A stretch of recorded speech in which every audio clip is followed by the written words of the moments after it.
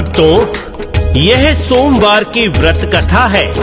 कृपया इसे पूरा सुने और अन्य भक्तों तक भी पहुंचाएं, क्योंकि कोई भी कथा हो, हमेशा उसे पूर्ण रूप से सुनने पर ही उसका लाभ प्राप्त होता है।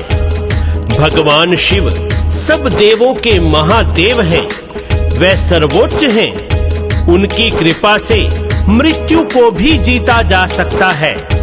आइए उन्हीं की महिमा से ओतप्रोत सोमवार की व्रत कथा का श्रवण कीजिए।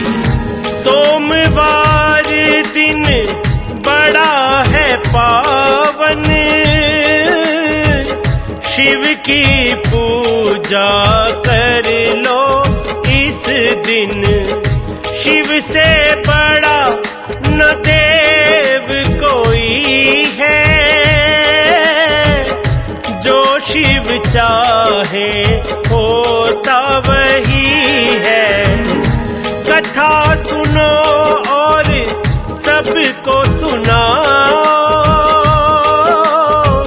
शिव से मन वांछित फल पाओ। जय शिव शंकर भगवान, करना सबका कल्याण। जय शिव शंकर भगवान, करना सबका कल्याण। भक्तों, प्राचीन समय की बात है। किसी नगर में एक धनी व्यापारी रहता था। उसका व्यापार बहुत दूर तक फैला था। वह नगर में उस व्यापारी की बहुत प्रतिष्ठा थी, परंतु इतना सब कुछ होने के बाद भी व्यापारी बहुत दुखी रहता था, क्योंकि व्यापारी को कोई संतान नहीं थी, जिस कारण उसे यह चिंता सताती थी कि मृत्यु के पश्चात उसके व्यापार और वंश का उत्तराधिकारी कौन होगा। पुत्र प्राप्ति की कामना से व्यापारी व उसकी धर्मपत्नी हर सोमवार व्रत करते और शाम के समय शिव मंदिर में जाकर घी का दीपक जलाया करते थे। उनकी भक्ति देखकर माँ पार्वती प्रसन्न हुई। वह भगवान शिव से सेठ की मनोकामना पूर्ण करने का निवेदन किया। पार्वती बोली, सुनो भगवन, खुशियों से भरो सेठ का दामन। भाव से दोनों करते पूजन, सौंप चुके तुमको तन मन धन। दो संतान का वर इन्हें स्वामी, कृपा करो हे अंतर्यामी। जय शिव शंकर भगवान, करना सबका कल्याण। जय शिव शंकर भगवान, करना सबका कल्याण। पार्वती की बात सुनकर भगवान शिव बोले, इस संसार में सबको उसके पूर्व कर्मों के अनुसार ही फल की प्राप्ति होती है और यही विधान है। परंतु माँ पार्वती नहीं मानी और सेठ की मनोकामना पूर्ण करने के लिए बार बार शिव जी से अनुरोध करती रही। और यह सब देखकर भोलेनाथ को पुत्र का वरदान सेठ को देना पड़ा। शिव बोले, सुनो बात हमारी, कर्मों की गति जाए ना टारी। पुत्र मिले पर सुख नहीं पाए, 16वें वर्ष में पुत्र मर जाए। होई है सोही जो राम रचि राखा, को कर तर्क बढ़ावे शाखा। जय शिव शंकर भगवान, करना सबका कल्याण। जय शिव शंकर भगवान, करना सबका कल्याण। उसी रात भगवान शिव ने सेठ को स्वप्न में दर्शन दिए और पुत्र प्राप्ति के साथ साथ 16वें वर्ष में पुत्र की मृत्यु के बारे में भी बताया। भगवान के वरदान से व्यापारी को खुशी तो हुई, परंतु अल्पायु में पुत्र के जाने की बात सेठ को सताने लगी। परंतु व्यापारी विधिवत रूप से पहले की तरह सोमवार के नियमित व्रत करता रहा। कुछ महीनों पश्चात उसके घर में एक सुंदर पुत्र ने जन्म लिया और घर में खुशियां भर गई। सेठ खुशी से नाचे गावे, पर वो बात सेठ को सतावे। अल्पायु में पुत्र चला जाए, रोए या फिर खुशी मनाए। शिव की महिमा समझ न आए, जाने क्या क्या खेल रचाए। जय शिव शंकर भगवान, करना सबका कल्याण। जय शिव शंकर भगवान, करना सबका कल्याण। समय के साथ पुत्र बड़ा हुआ और 12 वर्ष का होते ही सेठ ने पुत्र को उसके मामा के साथ वाराणसी में भेज दिया, जहां उसे शिक्षा प्राप्त करनी थी।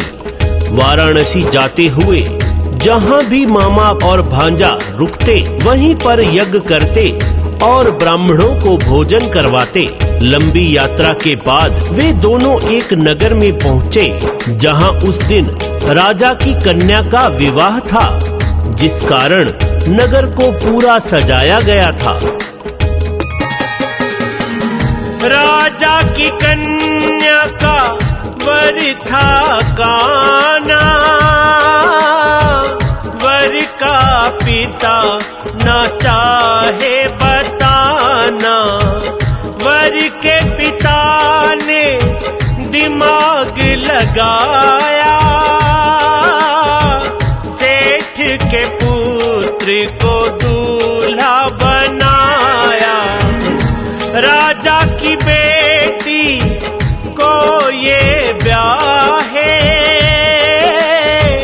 बाद में अपने रास्ते जाए। जय शिव शंकर भगवान, करना सबका कल्याण। जय शिव शंकर भगवान, करना सबका कल्याण।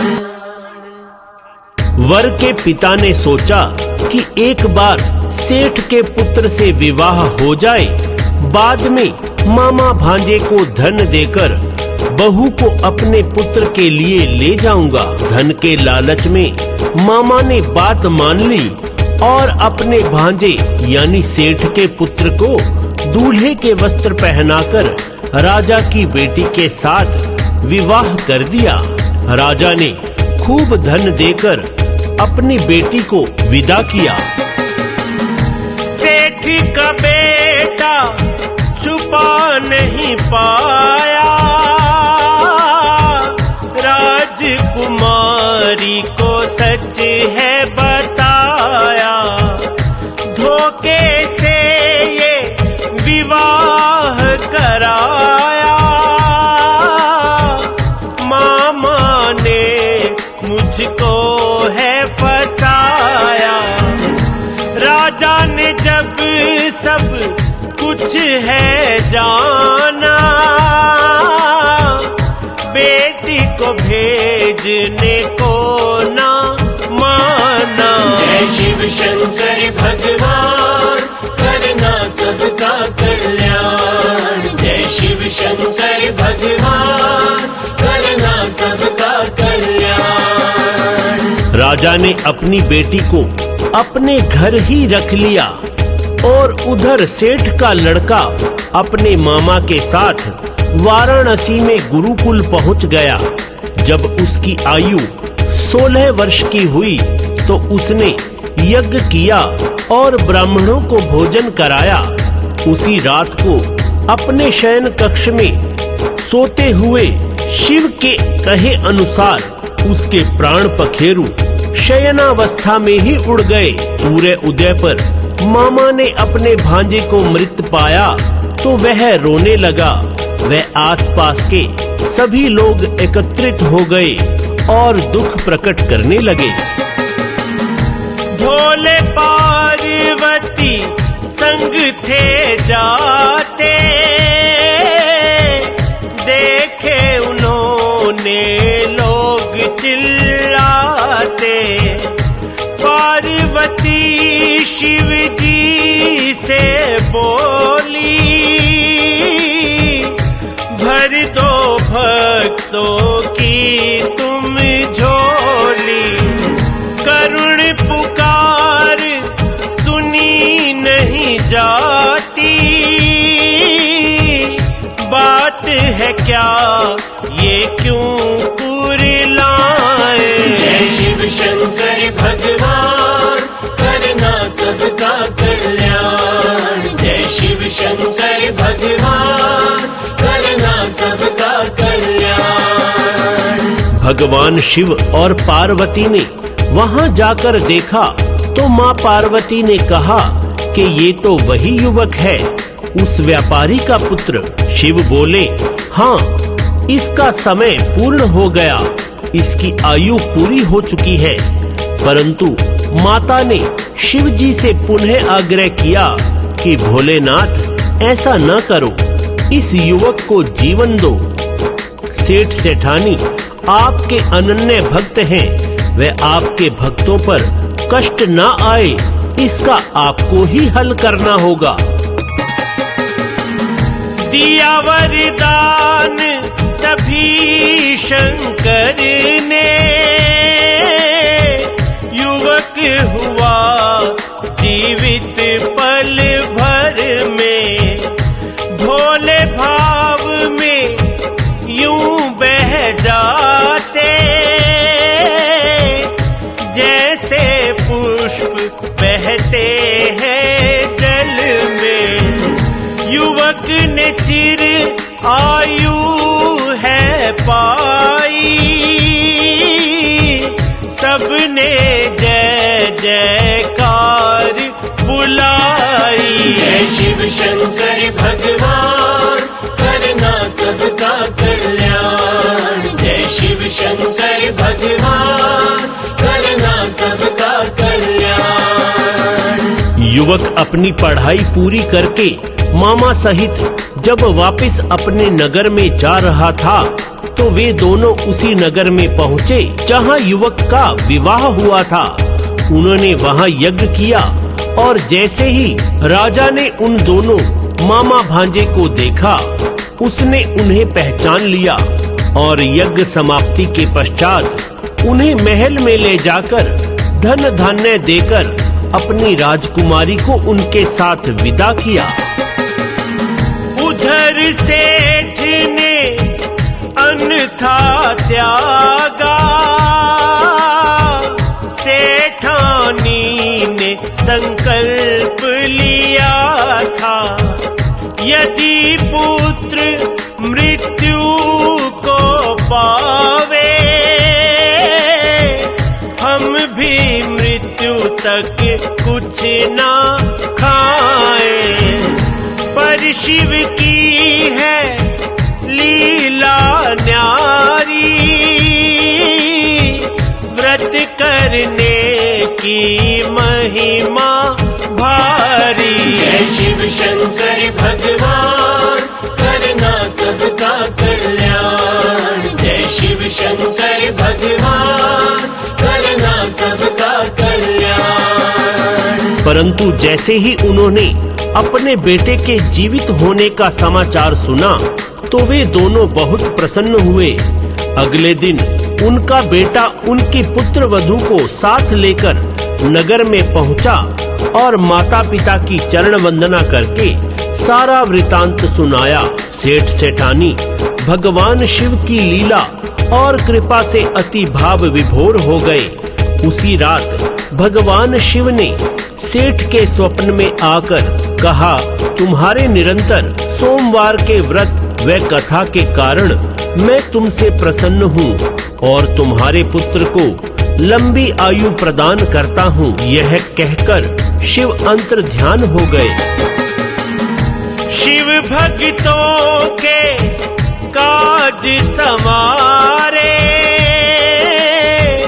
भव सागर से पार उतारे। व्रत पूजन कथा सोमवार की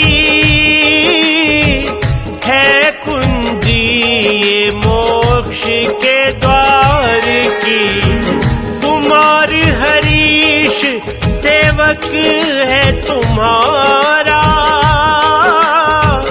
हर पल लेता नाम तुम्हारा। जय शिव शंकर भगवान करना सबका कल्याण। जय शिव शंकर भगवान करना सबका कल्याण। तो भक्तों, आपने कथा का भरपूर आनंद व लाभ उठाया। कृपया अन्य भक्तों को यह कथा शेयर कीजिए ताकि सभी को लाभ हो। बोलो शंकर भगवान की जय।